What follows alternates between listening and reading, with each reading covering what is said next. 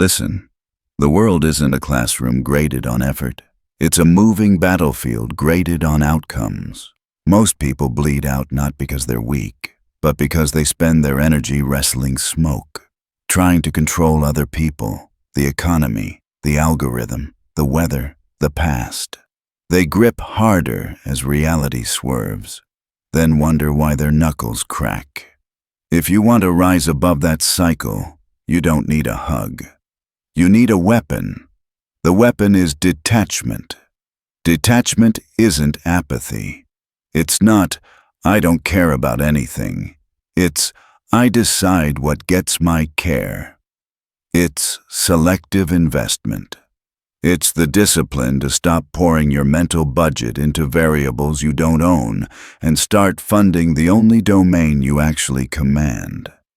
Your thoughts, your moves, your standards, your alliances, your timing.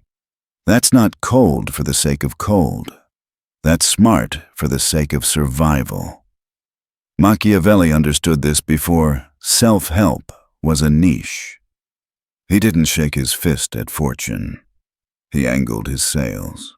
He didn't beg the world to be kinder. He learned the rules of how people really behave and played the game with a steady hand. You're not going to control everything, and trying is how you lose the little control you do have. What you can master is the lever that moves the rest. You. Start with one ruthless question. What is mine to command, and what is outside my grip forever? Most people never ask it. They get dragged through life by storms that were never theirs to steer. They beg loyalty from the disloyal and fairness from chaos. They fight battles that were already lost when they started. Then they call that hard work and wonder why they have nothing left. Here's the shift. Stop bankrupting yourself on outcomes you don't own. Treat control like currency. Spend it where it multiplies. Your inner state is equity. Everything else is market noise. Detachment means you cut illusions. You stop trying to manage perceptions you can't control and direct your power toward levers that actually move. Your preparation, your position, your message, your silence, your exit options. Let's talk emotion, because this is where most people hand over the keys. Emotion isn't the enemy. Ungoverned emotion is. Anger, fear, excitement, love. Powerful tools. But tools need an operator. When your feelings drive the car, anyone who learns your buttons can steer you into a wall. When you own the dashboard, those same feelings become accelerators, not traps. Cold power doesn't mean feel nothing. It means feel on purpose. You choose when to let emotion color your voice, when to hold it back, and when to weaponize it with precision. That's not robotic. That's sovereign. Warmth makes you predictable. Predictability makes you controllable. If they know what provokes you, they'll provoke you. If they know what you can't stand to lose, they'll price you with it. If they know you'll always explain yourself, they'll keep you explaining while they move. The solution isn't to become a statue. It's to become unreadable by default, legible by design. You show what you choose, when you choose, because it serves the outcome, not your ego. Detachment is most visible in your targeting. Stop firing at everything that moves.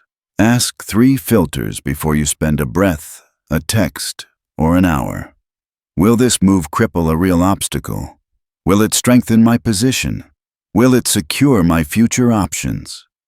If the answer's no twice, let it die on its own. You don't win by fighting every battle. You win by preserving energy for decisive battles and arriving with more fuel than anyone expected. Now, there's a reason the detached are called cold. When you stop reacting like everyone else, you'll look inhuman to people who worship impulse. Good. Being relatable won't save you when the wave hits. Composure will. That's what detachment buys. The space to think while others drown in reaction. When they panic, you plan. When they gossip, you gather information. When they swing first, you're already past them. That's not cruelty, it's clarity. A quick test. How quickly do you reply when you feel triggered? How much do you explain when someone misunderstands you? How urgently do you chase after being seen? Each of those urges is a leash. Detachment cuts the rope. Delay your response until your objective is clear. Say less than you want to, say precisely what advances the board. Then stop. Let people sit with your silence. Mystery is gravity. Overexposure is discounting your stock. You'll also notice something strange.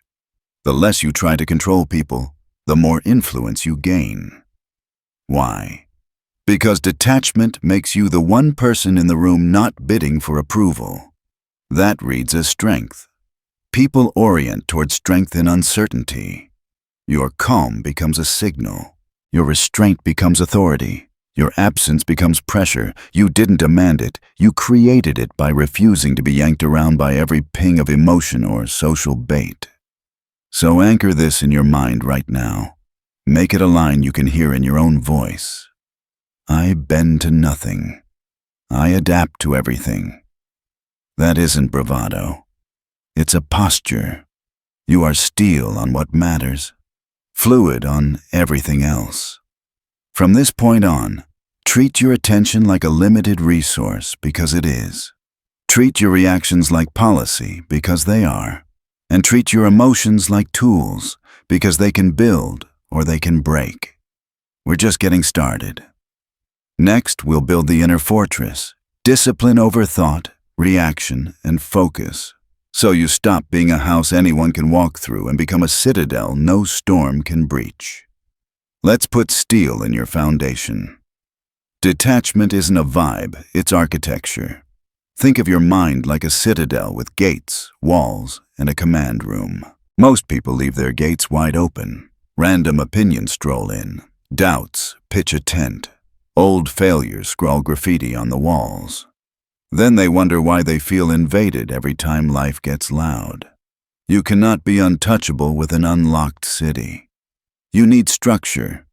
Start with gatekeeping your thoughts. Not every thought earns residency. The average mind is a tourist trap. Any worry with a hat and a story gets a room. Your policy changes now. Questions at the gate. Is this thought actionable? Is it aligned with my objectives? Does it sharpen me or weaken me? If it's not actionable and not strengthening you, it doesn't get inside. You can notice a thought without hosting it. Let it pass like a train you're not boarding. Next, the wall, reaction. Emotional spikes are battering rams. They show up in the form of a text that stings, a comment that misrepresents you, a delay that threatens your plan. The average person swings the gates open and charges out screaming. You won't. You'll have a reaction protocol. Pause, clarify, decide. Pause for a beat or a day to let your chemistry settle. Clarify the objective. What outcome matters here? Then decide the smallest, cleanest move that advances that outcome. Sometimes it's a short message. Sometimes it's a meeting. Often it's silence. The protocol protects the wall. Now the command room. Focus. Focus is the narrow beam that melts steel. The scattered never scare anyone because they can't apply pressure long enough to break anything. Your regimen is simple. One target per block of time. No open browser zoo. No notification circus. Earn your dopamine from progress, not from pings. If it doesn't serve the target, it waits. This isn't punishment. It's power conservation. You can't dominate if you keep leaking energy to trivia. Here's a truth most won't accept. Discipline is kinder than impulse. Impulse spends your future to buy 5 minutes of comfort. Discipline invests 5 minutes of discomfort to buy your future. It's the difference between reacting and ruling. And yes, it feels cold. Because the warmth people romanticize is the same warmth that fogs decision-making and makes you readable from space. You're trading comfort now for sovereignty later. That is a grown-up trade. Let's loop emotion back in, because you'll keep meeting it at the gate. Emotion isn't a squatter to evict. It's a specialist to employ. Anger can fuel assertiveness when measured. Fear can sharpen risk assessment when contained. Excitement can energize a launch when timed. Your rule: deploy, don't dump. You don't dump your raw feelings on the situation like a bucket. You pour a measured dose where it helps the outcome. If the dose won't help, you store it and process in private. That's not suppression. That's command. You're also going to delete a quiet poison, attachment to how things should be. It should have been me. They should have understood. This should have happened faster. All three are chains disguised as principles. The world isn't allergic to your should. It's indifferent. Detachment breaks those links by replacing should with is and next. Here's where it is. Here's what's next. Clean, brutal, freeing. Let's talk identity scaffolding. People weld their sense of self to external things: status, income, followers, specific people. The minute those wobble, their identity collapses. You won't weld, you'll anchor. Anchor identity to traits and standards you can control. I am the person who shows up when it's hard. I am the person who prepares while others procrastinate. I am the person who keeps my word to myself. External wins are bonuses, not lifelines. That way, a lost deal stings, but it doesn't steal you. Perception management matters too. You're not trying to be liked. You're shaping a reliable signal, calm, capable, hard to read, easy to respect. The more you talk, the cheaper your words get. Silence multiplies weight. Use it. Let people reach for your perspective. When you do speak, be surgical, short, specific, outcome-oriented. That's how a sentence lands like a gavel instead of a diary entry. Timing is another beam in your fortress. Street rule: move early enough to set terms, late enough to have leverage. Too soon is noise. Too late is surrender. You'll practice reading currents patterns in people, in markets, in rooms. When tension peaks and others rush for relief, hold your line a second longer. That second is where leverage appears. Detachment makes that second possible. You will be tested. Betrayals will come. Plans will slip. Critics will perform for their own audience. Your job isn't to prevent the test. It's to make the test change nothing essential about you. A good fortress doesn't keep weather away.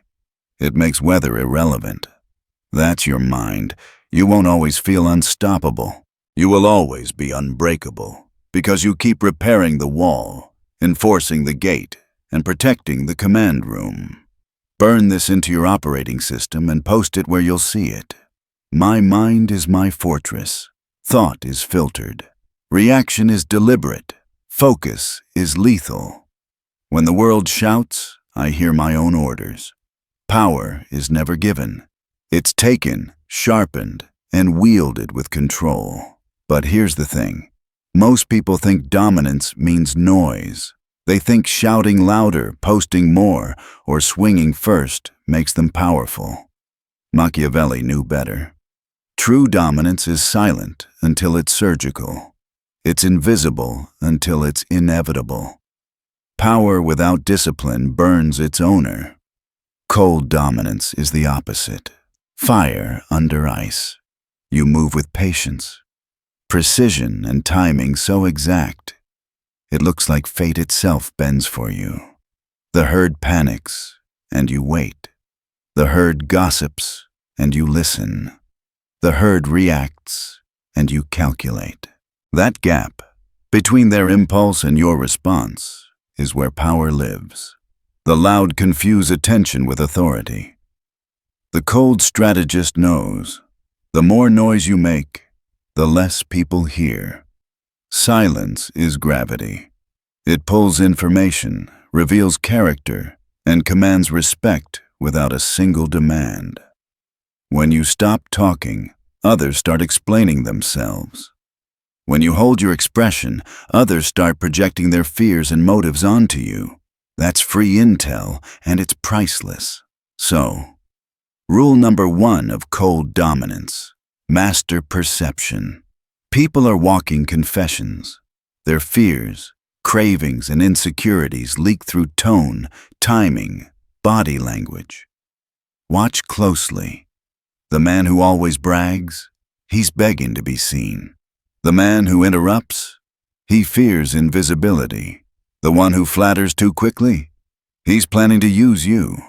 Every person tells you how to control them if you're patient enough to let them talk. Observation is leverage. Information is ammunition. Rule number 2: weaponize silence. The herd fills every pause with words because they can't stand uncertainty. You'll learn to weaponize it. When you say nothing, the other person starts revealing too much. They rush to interpret your calm. They start guessing your thoughts, projecting their own fears. Silence makes men nervous because it mirrors their own mind back to them. They'll tell you what they're afraid of if you just give them the room. When you finally speak, make your words surgical, never impulsive, never over-explained. One sentence should land like a hammer. Precision gives language its weight. The detached mind doesn't speak to prove. It speaks to move the board forward. A few deliberate words from a calm man cut deeper than 1,000 desperate explanations. Rule number 3: timing over motion.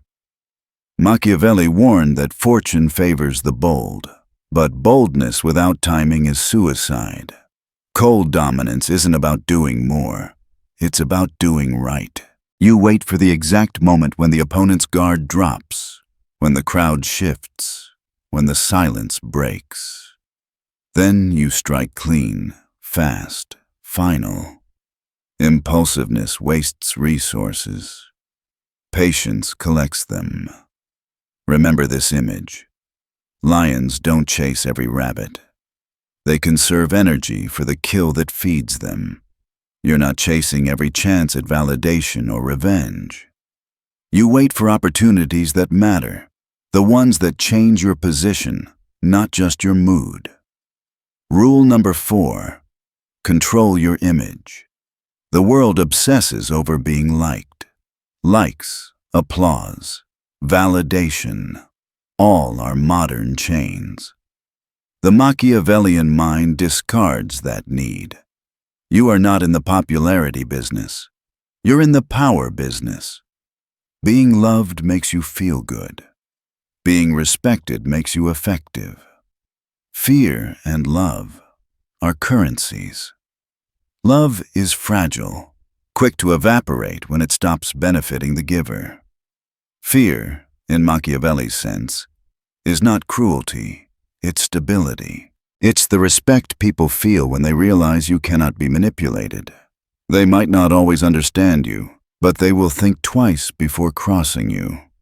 You don't have to announce that you're detached. You demonstrate it. Don't chase explanations. Don't overshare your motives, and never let desperation leak through your words. When others argue, you observe. When they beg for clarity, you hold still. When they demand emotion, you offer composure. You don't prove your strength. You let it become a mirror that reflects their weakness. Rule number 5: detach from outcomes. Win or lose, you remain unshaken. The weak celebrate too early or crumble too easily. The cold strategist understands that one battle means nothing in a long war. Each loss gives data. Each win hides traps. You're always recalculating, never addicted to victory, never paralyzed by defeat. If you fail, you adjust. If you succeed, you prepare for reversal. Detachment turns both results into resources. The world can't control you with failure if you treat failure as feedback. It can't control you with success if you see success as temporary. You are steady either way, calm in loss, calm in triumph. This is why cold dominance is terrifying to others. You don't play by emotional timing. You don't need validation to act or outrage to respond. You move when it's strategic, not when it's satisfying. And that's what makes you dangerous. To dominate coldly is not to crush everyone around you. It's to master yourself so fully that others bend without realizing it. You don't demand submission. You create conditions where resistance looks exhausting. The world mistakes your silence for mystery, your patience for power, and your composure for inevitability. Repeat this to yourself until it becomes reflex. I dominate through silence, patience, and control. When you internalize that creed, you stop fighting for attention and start moving like a force of nature. From here, we move into the darker territory. How to weaponize the weakness of others without ever exposing your own. Because in a Machiavellian world, knowledge of human weakness isn't cruelty. It's currency. Power doesn't appear out of nowhere. It's harvested from the cracks, craven, fears, and blind spots of other people. The truth is uncomfortable, but ancient. Men reveal their weaknesses constantly, and most of them don't even know it. They brag, they chase, they flinch, they overshare. They hand you a map of their vulnerabilities and beg you not to use it. A Machiavellian mind doesn't ignore that. It takes notes. Let's make something clear. This isn't about cruelty. It's about awareness. Every person has a pressure point. For some, it's pride, the need to be admired.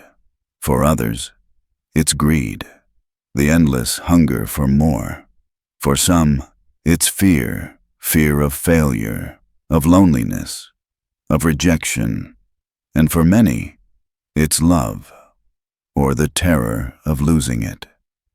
Each weakness is a lever. Learn to pull the right one at the right time, and you'll move people effortlessly. Weakness reveals itself in patterns. The man who brags, insecure. The one who gossips, starved for relevance. The one who posts his every move online, craving validation. Study people as you would study terrain before battle. Every reaction tells you how their mind is built and where its weak points are. Watch, listen, remember. The herd overlooks what people do. The strategist dissects why they do it. That's how you gain leverage without ever raising your voice. So, how do you weaponize this knowledge? The first method is influence through conditioning. If a man craves validation, give it rarely. Make him earn it, and he'll start chasing your approval as if it's oxygen. If someone fears abandonment, withdraw strategically, and they'll come back with more loyalty than before. If they're driven by greed, dangle opportunity just out of reach, enough to keep them running but never satisfied. You don't force them to obey. You let them train themselves to orbit around you. The second method is unpredictability. Predictability is a comfort drug. It makes people feel safe enough to drop their guard. When you break that pattern calmly, unpredictably, you trigger discomfort. Discomfort leads to exposure. The unreadable man can't be manipulated because others don't know which version of him they'll face tomorrow. But he can manipulate because uncertainty makes people crave stability, and they'll accept yours. Think of it this way. Two generals stand across the field. One broadcasts every plan. The other conceals everything until it's too late. Which one wins? Always the second. Your detachment is your camouflage. When you don't react, you deny them data. They start to reveal themselves instead. Their confusion becomes your advantage. The third method is selective mercy. Sometimes, the most devastating move is not to destroy an enemy, but to let him live in your shadow. Mercy used sparingly creates psychological debt. A rival spared begins to see you as both danger and salvation. He owes you his survival, and that invisible debt binds him tighter than chains. When betrayal tempts him, the memory of your mercy stops him cold. Mercy, in this light, is not kindness. It's control disguised as grace. The fourth method is patience. The weak want to win now. The strong are willing to wait. Feed arrogance until it blinds them. Let greed push them into overreach. Let fear make them defensive. Let love make them distracted. You're not fighting them. You're letting their flaws work for you. Then, when they've built their own trap, you close it with one calm move. No blood, no rage, no risk, just inevitability. But here's your warning. While you're mapping others' weaknesses, never expose your own. The moment someone knows what scares you, angers you, or excites you, they own you. Guard your triggers like state secrets. Detachment is the lock that keeps your fortress sealed. Never broadcast what you care about most. Never explain what you can't stand. Never react when they try to bait you. A true strategist lets others think they're close, but only in the ways he allows. If someone betrays you, don't explode. That reaction is what they wanted. Study it. Learn from it. Then use it. Sometimes betrayal is data. Sometimes it's a signal that you've outgrown an alliance. Either way, it's never personal. The only sin is letting it surprise you. Expect betrayal. Plan for it. Use it. Remember this principle. Knowledge of another man's weakness is more valuable than gold. Armies fade. Money inflates. But psychological leverage lasts as long as human nature does. Power belongs not to the loud, but to the one who truly sees the architecture of others' desires and fears. But never forget the mirror. The moment you start thinking you're invincible, you've already created your own pressure point. Ego. Pride blinds kings, ruins generals, and empties empires. Even as you study others, audit yourself. Ask, what could someone use against me? What desire makes me predictable? What fear could make me hesitate? Find it, and close that gap before anyone else does. Repeat this creed until it becomes instinct. I turn weakness into power, and power into dominance. You're not exploiting, you're mastering reality. You're understanding that most people run on the same scripts: need, fear, validation, greed. You stop being one of them, and instead, you start playing the game they don't even know exists. Now we move into the final stage, the ultimate test of detachment, loyalty and betrayal. How to expect it, control it, and even use it to strengthen your power while everyone else crumbles under it. Loyalty. The word sounds noble, sacred, even comforting. But to the Machiavellian mind, it's just another currency, one that devalues the moment emotions enter the equation. Men swear loyalty when it profits them, and they abandon it when it doesn't. That isn't cynicism, that's math. Loyalty lasts only as long as the benefits do. When those vanish, betrayal begins. Understand this truth. Betrayal is not a glitch in the system, it's the system working as designed. Kingdoms fall because kings forget that.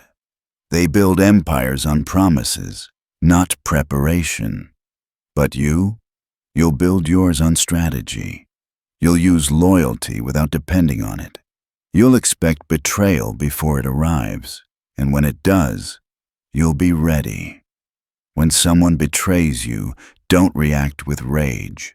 That's what the weak do. They turn their emotion into theater. The strong study betrayal like a scientist studies fire, coldly, curiously, without flinching. Every betrayal carries a lesson about your judgment, your structure, or your oversight. You absorb it, adjust, and move forward sharper. Detachment makes even treachery an investment. And sometimes, betrayal can be a tool. When done with calculation, it's cleaner than violence and more final than revenge.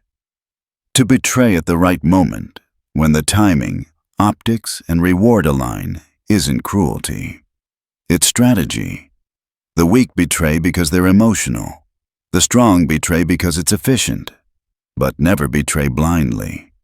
Every knife you use changes the shape of your hand. Make sure the gain is worth the scar. Still, the highest mastery isn't to betray.